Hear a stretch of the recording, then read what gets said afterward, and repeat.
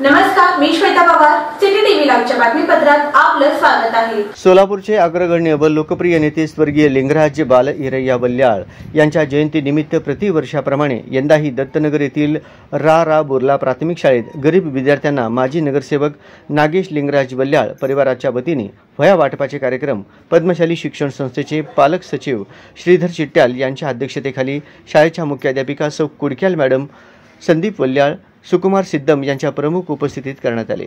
या प्रसंगी कार्यक्रमाचे सूत्रसंचालन सौ पवार मॅडम तर आभार प्रदर्शन सौ जाधव मॅडम यांनी केले।